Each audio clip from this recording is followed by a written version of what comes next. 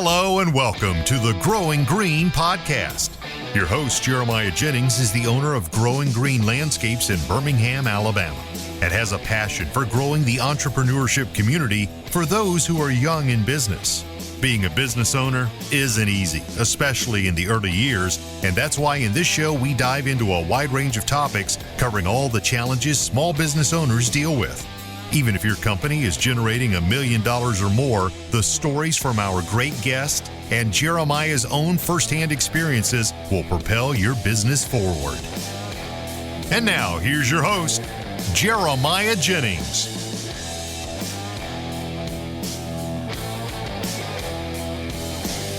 What's going on, everybody? Thank you so much for tuning in to the episode today here on the Growing Green podcast. This is your host, Jeremiah Jennings, and I am super excited to come to you today with another fresh episode for your Wednesday. You are going to get to hear part 2 of an awesome interview with Andrew Martinez. We did this over on the Lone Star Lawn Talk podcast, is where you're going to find part 1. We chatted all things Christmas lights, got to catch up with Andrew. Haven't been on his show in a while, so it was refreshing to get to catch up with him, hear some more about what he's going on, and we really dove into just a lot of Christmas light things. You're behind the 8 ball if you haven't gotten into it or you haven't started yet. This is coming out a week and a half before Thanksgiving, and so you want to get on it if you can, get stuff ordered. But we talked through a lot of things today, a lot of good strategy and things to help you grow your lighting company. So if you are interested in Christmas lights at all, or just want to hear some good conversation with Andrew and myself, then listen into this show and hear part 2. Like I said, go over to part 1 over on the Lone Star Lawn Talk podcast and hear part 1 there with Andrew as well. Listen to some of Andrew's other episodes. He's got some great content coming to you as well on Monday, Wednesday, and Fridays. So, guys, I hope you enjoyed the episode. Thank you for tuning in and supporting us here. Let's hop in and hear part 2 with Andrew Martinez of the Lone Star Lawn Talk, talking about all things Christmas lights. Hey, I had to give it to Milwaukee. They hit it, boom, the whole thing went out, and that whole strand went out, and I'm just glad that the breaker didn't switch or anything like that. But yeah, there's a very good, nice little explosion mark Yes. on the peak of my clippers. Man, it's crazy. I'm surprised they didn't get ruined. They didn't. But yeah, that just happened last year. Yeah, I haven't had any actually blown to shreds, but they put some good holes in it for sure. Just in the snips there, but. Yeah, I've flipped a breaker. We flipped a breaker the other day, actually, and luckily that's all it was. Just flip, and then everything came back on. We were good to go after that. But scary because it's like we're not electricians. We're just lawn guys trying to make a couple extra bucks. Yeah, and you got to be careful with it. You can end up getting hurt. I mean, most of it is so low voltage, like it's not going to do anything, but the danger is still there. So. Yeah, you just got to be careful, be smart. Don't get crazy on the ladders, right? Just be cautious. Even though you're backed up, even though you feel like you can't get caught up, be cautious. Don't get up there and start running around like a wild man on the roof. Just try to keep everything safe. And I will say, guys, like Andrew, I don't even know if you have one. I don't think you do, but maybe you can correct me. Guys, I held off for 4 years on getting a goat, the goat ladder assist. It is hands down. Oh, yeah. It's hands down the best $500 or $700 I've ever spent. Like we did, I'm able to get on roofs now that I was so sketched out doing last year that we did from the ladder. It has saved us like so much time and money, and it's just safe, right? It's just safety. It's not the end all be all, but as opposed to you on the edge of the roof going up a peak on a 12 roof, like hoping your cougar paws hold. Just get you a goat. Step on that thing, use it, having those handholds to be able to push down on the roof with and step and be solid in what your footing is, like it is so worth it. If you're on the fence about it, for those who don't know, I know what it is. What's a goat? Yeah, what is it you're talking about? For sure, yeah. If you don't know, if you're not into the light game yet, you'll find out very quickly what it is. If you're in any Facebook group or anything, you'll see it. But it's essentially a hook with a pole on it. The pole has little handles you can step on or just hold on to. But the hook goes up over the ridge of the roof, and you just pull down on it, and it kind of locks itself in place. You can use it to climb up the steep peaks, and when you get to the top, you can take it and flip it around and go down the other side. So it's been super, super useful, super handy. I think the next investment we'll make, if we make it, will be the Ridge Pro to be able to tie off to. That thing will go up, and you can put a rope into that and tie off into that. So Yeah, I'm not a big fan of harnessing into people, like putting a legit anchor on the roof and going into people's roofs, moving shingles and things like that. So trying to do everything we can to avoid having to do that. And the Goat and the Ridge Pro give you pretty good options, but to still be safe as well, because again, you have to go home at night, right? $600 isn't worth your life. That's right. Charge accordingly. Right. Don't discount your life for a couple $100 just because you need to make a sale and need to get cash in the door. So just realize your worth and be careful. Yeah, it's definitely one service you do not want to. If someone's trying to shake you down, that client's not for you. Sorry, you just no.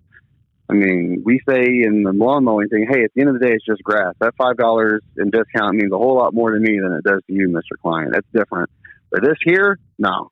The price is the price. The price is set. You know, we're professionals, and if you're trying to jank us down, then we're not the service for you. Plain and simple. It's so easy to say no on something like that. And me, I'm afraid of heights. I'll just be the first one to say I am.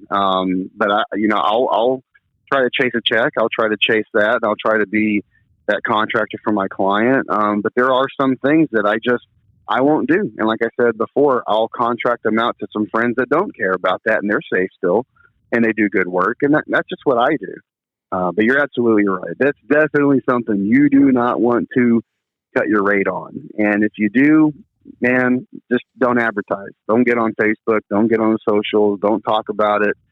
Keep that to yourself. I don't want anybody else getting a gist of doing this, because it's not, man. You're up there. I mean, when you're up there on that super steep peak and that pitch, and like, why am I doing this? What am I doing with my life? Yeah. You want to know that you're going to walk home with what you called it exactly, with what you're worth. Speaking of, man, I know pricing could be kind of difficult, but to that new guy out there, or maybe first, second year in, that's maybe struggling with rates versus, hey, they're my lawn client, they're my tree client. Maybe you're a roofer. Maybe you clean windows. Maybe you're an inspector, and it's something that you can add to your business to generate some extra revenue. I know pricing can be all over the place. I've kind of found it to be somewhat consistent. People who I've talked to, Jeremiah. But where are you set as far as what your prices and your charging is over there? I'm having a brain fart. Where you're at? Birmingham, in Alabama? Yeah, Birmingham. Yep. Yeah. Birmingham. Yeah. Sorry. Yeah. So the pricing thing for me, this kind of comes across just across the whole as a whole here, of why we've been talking about LMN so much the past year, and kind of just figuring out this whole pricing game as we grow our business is, how do you know what you're charging, right? Like, even somebody says $8 a foot, right? Or $10 a foot or $5 a foot for lights. Well, what does that mean? What does that mean? And I will say, across the board in this industry, the lighting industry, it's a little more doable, just because like your fixed costs are usually roughly the same. And if you're not just a total turtle, you can keep up and use, like, installation rates are going to be about the same once you get good and flowing. So, yeah, you can – an industry average is a little bit better in this than it is in mowing or anything like that. But for me, it's not – I mean, I can compile a per-foot price once I do the math. But when I build estimates now, it's not just it's not, oh, you have 100 foot, it's $8 a foot, $800, sign the paper, let's go, right? That's not what we do. And so in LMN, the software that we use, the CRM that we use, it's a budgeting and estimating software. We love it, and it's changed our company as far as knowing how to charge and what we should be charging for our company to make money. And so we have our material costs put in there, and we have a template saved. And so now we go in, and it's 80. If it's an 8, we'll say 50. If it's a 50-foot home, well, we know what our cost is per foot, actually what our cost is per foot, with the light, the strand, the clip, the plug, all the stuff included. What is our cost per foot for the material? That material price is marked up. And then how long is it going to take us to do it? Is it going to take us 2 hours, 4 hours, 6 hours, whatever? So we're going to say the average install takes us 4 man hours, 2 hours total with the 2-man crew. usually takes us about 4 hours. It's the average install. And so we usually will go in and it'll be a 4-man-hour install with a 50 to 70 foot footage on how with the rate we're installing at. And so that price will then come up at our hourly rate of 4-man hours plus our rate for what it cost us to do that. And so those two prices added together, then you can divide that and you can get that per foot price. But it's not just a per foot price. I don't just pull that out of my butt. Like we actually know what we're charging. So we are, after doing all that, we're anywhere between $7 to $8 a foot where we are. So that, again, market varies, yes, but does it really?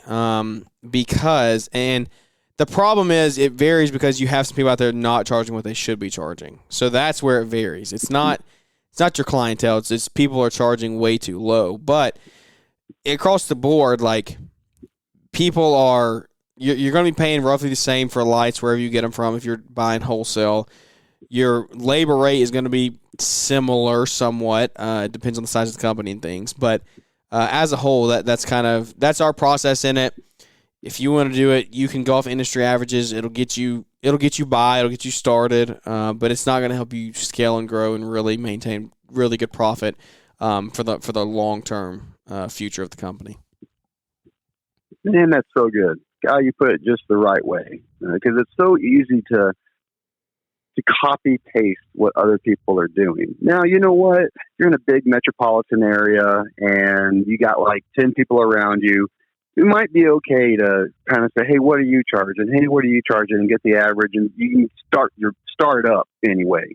But what Jeremiah is saying is, man, that's gold, because you got to do what you got to do. They're charging what they're charging and are profitable because they did it a certain. You don't know how their business is run. They may be over leveraged. They may not. They may be in the red. You know, who knows? This other person may be in the black and low overhead, or they have a whole condominium or whatever. You don't know their situation, so it's good to learn from others. But man, you shook it down just right. It's almost just like the regular landscape job. I mean, it's really just like material and, that's what and overhead and cost exactly. versus what you're trying to. And if you're not doing that and you don't take the time every season to reassess everything, and it's not fun. I don't like that. I don't like doing that stuff. I like to do it because I know, hey, it puts margin back in my billfold. But if I didn't have to do it, I wouldn't do it. But you have to. If not, then just hang it up and go work at McDonald's, or go get a 9-to-5 and make a check, because you can easily not make money on that. And then you're hanging off of a freaking peak without a goat, and that's not a good place to be in life. I can tell you that right now. Yes. Oh man, but no, that's a good way that's a good way to break it all down there. And that's about where I'm at. I've had to, in my market, it's a bit more, it's two metropolitan areas. It's Dallas and it's Fort Worth, DFW. And so I've kind of had to compete with people out there, but with a larger area means there's more actual pros who know their numbers, who knows what they're doing, that can set prices. So I have a little bit more of an advantage that way, but I have to kind of keep it a certain way if I want to build a good business. And fortunately for me in my market, the standard rates, and I have to adjust for myself though. I'm not going to just put them out there and just say copy paste. I've had to adjust. And I'm about 550 to 650 on average. Bit lower, yeah, it sounds a bit lower, but that's my market. Jeremiah is between 7 and 8 because of what he's had to do for growing green, and I've had to do what I've had to do for Southern Suns because that's the market. Number one dictates.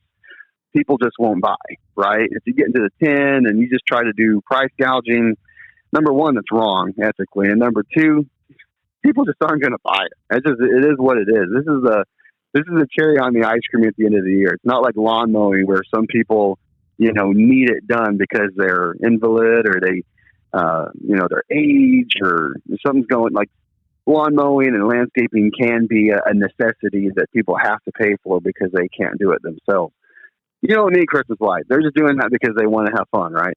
They just want the Christmas shine there. So, and that's where I'm coming from. That's about where I'm at. It's on my website. I tell people about it regularly. I'm not trying to hide it or anything because I want you to prosper, because like Jeremiah's, his rate's way different than mine because that market's different, and his business is different than mine. My business is different than his. They're set up differently. So that just needs to be a key example there, guys, that y'all need to, if that's something you really need to get into, you want to get into, the Christmas lights, I think it's totally worth it. You need to spend a week or so just maybe calling around, asking the suppliers, asking people, maybe shoot Jeremiah and I a DM and get a little bit more in-depth explanation, it is what it is. Because if not, you can easily lose your butt in the first year, make it worse than break even, and that's not what you're in business for. Yeah, so, no, 100%. You got to make the right decisions, and you got to invest the right money, do the research and things. But you are behind the eight ball, yes, if you're waiting to this point, but it's still doable. There's still money to be made, and there's still lights to put up. Are you kind of like, what are you looking at as far as your clientele, bro? Like, what are you looking for as far as, like, are you trying to stay with just like homes and residential? I've seen you on you got a few, like a handful of commercial buildings, don't you? Yeah. We've done some. What do you? We've done some commercial this year. Honestly, I love commercial. I wish I could do all commercial because commercial roofs are much easier to do. They're usually going to be flat, and they're going to be much easier to keep up with. So I would love to transition to commercial over the next couple of years. We're not getting rid of the residential, but my customer base is really about the same as my maintenance side as well. Like we do not service. I don't target estate home properties. I don't target massive multi-million-dollar homes. At this point in my company, I just don't. Like it's just not it's not a good fit for us. It's not where we make the most money. We make the most money on our cookie cutter neighborhood lawns and our HOA contracts as well. So it's just not our business model right now. I don't really know that we will ever go to that, but who knows? We could. So same thing with lights. We're going to get on the things. I'm going to get on the roofs that I'm comfortable with. 10, 12, 12, 12 pitches are about as good as I want to get. Some of these massive estate homes, you get into some crazy like 14, 15, 12 pitches, and so that's like you're almost upside down at that point, it feels like. But it has been it's been a good season for us. We've done a lot of residential. We've broken into commercial game even more, and so hopefully commercial continues to grow this year and next year as well. But eventually I would love to be primarily commercial and still doing residential, but primarily commercial. Let me ask you this, and this is really important too as far as the infrastructure and the financial side of the Christmas lights. Do you charge people like when the full rate when you put them up? Do you split it up whenever you install, and then the next half of the rate that you're charging, you charge them when you take it down to kind of spread it out, or do you for people that you do on your lawn and landscape side, people that you've sold Christmas lights to on that, do you work that into their annual bill, or what do you do for charging people? Do you split it up, or do you just take it all whenever the lights are up, and then you just go out and take it down without taking any more money? Yeah, we bill everything up front, so as soon as we install, you're getting a bill. That is typically how we do it. It is worked for us so far up to this point in business, and I don't plan on changing it. I don't get two payments. I'm not putting your lights up and then you holding that money on me for the latter half of the year. So we're going to bill you as soon as your lights are up and expect full payment at that time upon receipt. Do you take card? Do you use a card on file with that, or being a bigger ticket? It's not like a lawnmower or something, but do you do something different? Yeah, no. Usually, it just depends on the size of it. This year, we've done primarily all card transactions. We've had a couple over $1,000, and so those we try to get a check from, just because credit card fees eat into that big time. Yeah. But yes, sir. But we'll try to get a check if the customer's home. A lot of times we don't even see these people though, and so I'm not waiting on you to mail a check or coming to meet you somewhere else. Like it's just not a good. Like I just don't want to do it. So we usually just process. No, I get it for sure. Usually process card fees and or process cards, and then we just the fee is just part of doing business. It's baked into that. Like I said, that $7 to $8 a foot.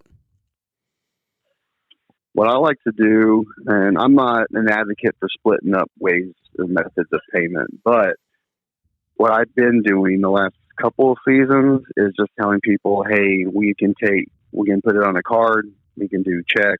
But I've also been doing Zelle. I've been telling people Zelle. I've tried to stay away from like the cash apps and the other money market apps and things like that. But Zelle, you can do that and it doesn't have a fee. That's what I like. I think Zelle has an app that might have a fee, but if you just do it bank to bank, and that kind of limits you, because if a lot of people have like a credit union or a smaller bank, that won't come with it. So that's out of the pocket. So what I like to do is when I install them, I'll take a picture, shoot them to the client, and I'll let them Zelle me. And that's probably the next best thing. And most people are pretty, and it all goes to filtering the clients and all that kind of stuff, but they've been pretty good. And it kind of goes to what you were saying about, I'm not waiting around for a check. I'm not going in the back of the grill. I'm not doing all that stuff. It helps out. I don't encourage that for mainline way of doing business, but in this case, end of the year stuff, it's kind of like you were saying, the time frame is so shortened. I think people kind of get that also. And that's what I've been doing. So there's no fee. It's just as good as cash, and that's the only other way I've been doing. I was just kind of curious to see how you did that. And I'm the same way. I bill all up front. It'll be in the email when I'm emailing people, and the text messages I'm sending out when I'm getting out there, and it's been pretty good. I haven't really had anybody owe me a lot. Now I have had in my current list, I've probably got about a half dozen people I'm working with right now. That's longtime clients, both in the lawn, and they've been with me since the first year I've been doing lights. Maybe they've had a little bit tougher year financially, but they really want the lights. I'll actually go a step further and be like, hey, tell you what, I trust you. I know you. You trust me. You know me. Let me split this up for you in December through February, basically, and we'll just bill you at the top of every month. I've gone as far as doing that for people, but that's only for people who I know and trust. I'm not just doing that just for anybody, but I have been doing that for some people, and they get the lights, and it's kind of nice having that few extra $100 coming in at the top of every month going into winter time. You know what I'm saying? So yeah, it's the exception, but not the rule. Get creative, right? Do whatever. Do what needs to happen to make a sale. Not whatever you need to do, but if you need to make a sale and you can do it profitably, then do it. I mean, it's the time of year where, hey, cash is very much appreciated.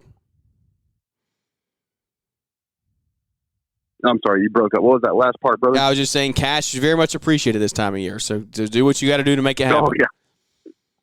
That's right. Sorry, I got you on the headset here, Bluetooth you're to good. the phone, and I was checking the time for it because I know you're on a little constraint. And you're good. I got about 15 minutes.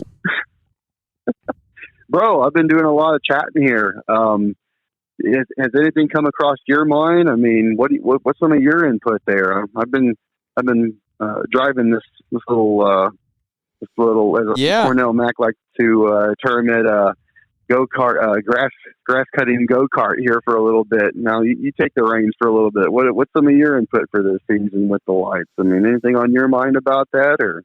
Yeah, man. I mean, I think we covered a lot of it. We've gone across the board. I'm happy with this discussion. I think that a lot of people could learn a lot from this episode, whether you are doing lights right now or not. It's just giving you some insight into what you could do next year, or if you want to do it next week, you could do it next week. Find your distributor, get set up. There's Christmas Light Warehouse, there's ChristmasLights.io, there's Christmas Light Christmas Light Contractor USA. There's Light. There's a light something. I can't remember it. I can't think of it. But who do you use? Who do you get your lights from? If you don't, or unless you, if honestly, you want to share that. Just like my equipment, man. I just go to my local dealers, whoever is as close to me as possible. Yeah. If you have local dealers, who is it? Do you have like a Ewing or a Site One or that carries this stuff? Well, surprisingly enough, I've actually had a couple of my lawn mowers and lawn equipment dealers have taken on little supplies of Christmas lights. Really? Believe it or not. Real crazy. They two of them that I know, of course, I've moved now, so I'm about 30 minutes away, so I have to hunt around a little bit more. But down there where I do all of my work, two lawnmower shops have got a substantial supply of inventory now. One company, I don't really care for the type of bulb that it is because I've had issues with it in the past, but they're there, and they serve it. They do a good job. So I don't know, for all of those out there who don't have a supplier near you, yeah, you'd have to kind of do some. I don't really know a whole lot. We're just in a metroplex big enough that there's suppliers out there like Ace Hardware. They carry them now. Home Depot and Lowe's never have. They don't do that. They still have all like the cheaper kind of home use kind of stuff. They don't have the stuff Jeremiah and I use, the commercial strands and the C9 solid bulbs and things like that.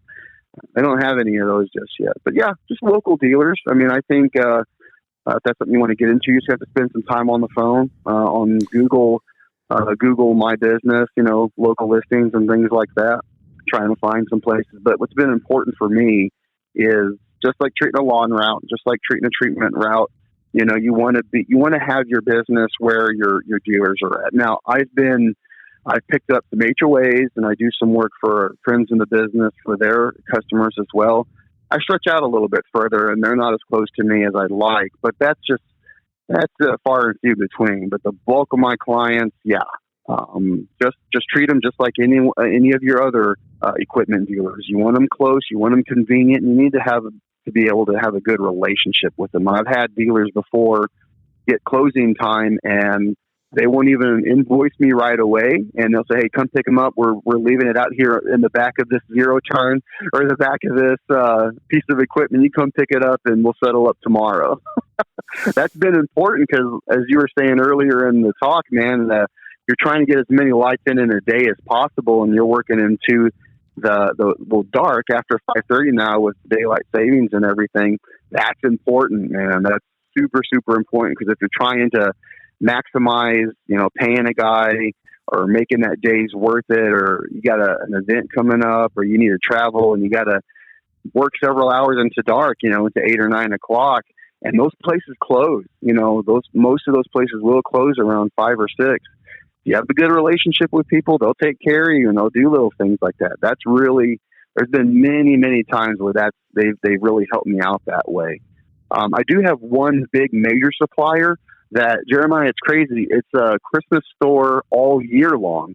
So it's Christmas all year for everyone. It's a huge store, but they do have one side that is just for the contractor like you and me that has all this stuff. Now, they will stay open until like 7 or 8 o'clock, but they're like 25 minutes away. They're got to go through stop. They're not like right off the highway or anything like that either. So it's you got to be picking up a lot of things in order to go over there kind of scenario, Yeah, no, so, I feel long-winded, but that's how I treat it. I feel that. I think that there's a lot of good value in that. Support your local guy. As you grow, though, what you do have to realize is, just play devil's advocate to this, is you will have to worry about, you have to start looking at how much this stuff costs you, right? You start doing it in bulk, like cents and dollars matter. So some of these wholesalers online, like you can find them at Ace, yes, but they're going to be more expensive. Like I have a local dealer here. I have a Ewing Irrigation, and they're local to me. Love the guys there. Get all my landscape supplies from them. But I can go and get material online from a wholesale distributor, like hundreds of dollars cheaper than I can buy at that store. And so, like, I love that relationship. And to some extent, I'm not saying butcher a relationship, right? Like, you don't want to do that. But I have to, like, over the course of a whole season, we're talking $1,000 to $2,000 I'll be saving by doing that. So I'm just saying, keep that mind open out there as well. You can order all this stuff ahead of time and get it in here early on, and they usually are running pretty good discounts and things. So just consider that when you do get into ordering big material orders and things. Just think about that, because it can end up costing you a lot of money to buy local as well. So, yeah, I guess I've never experienced that on the way you're saying, because the last 2 seasons have been rehang heavy. Like I haven't, and I have a spillover inventory, now what you say makes perfect sense. Like if you get like a chain of HOA properties, or if you're doing a big push and you're trying to do a promotion or something like that, that's super important. I'm so glad you brought that up, because see, again, that's why we have these talks, because my side, I've gotten to the point where I'm rehang heavy. I don't do a lot of brand new installs. I'll do, a dozen or so every year, but that can still apply to me.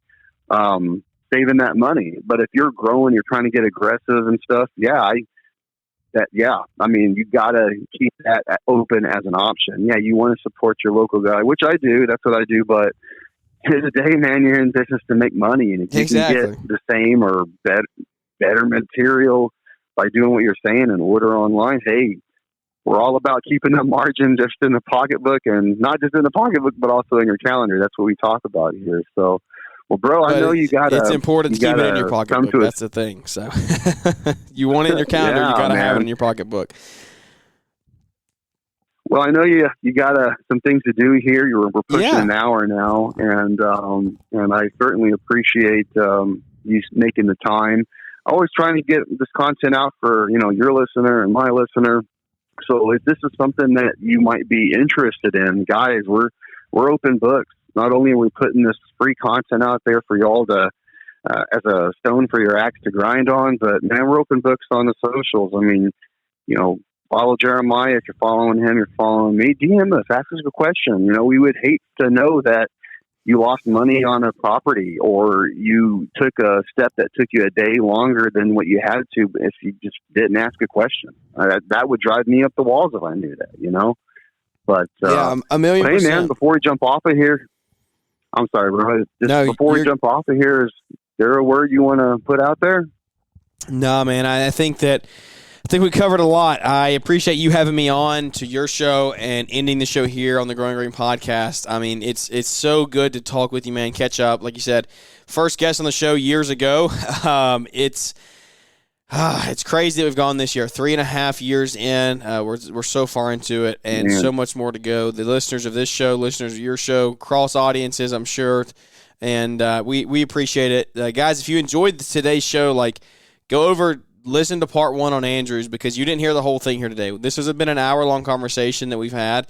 You only heard a snippet of it. And so go over to Andrew's show, the Lone Star Lawn Talk podcast, and listen to part 1, because everything we talked about for the course of the last hour has been very, very good material that I don't think you want to miss. And so go check that out and give Andrew a listen there, a follow. If you don't follow him, listen to his content, because I know you're going to get a lot from it and grow there. But I'll tell you, I'll kick the question back to you.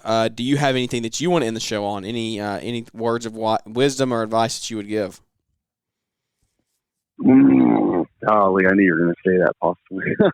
I would just, yes, there is. Listen to the show again.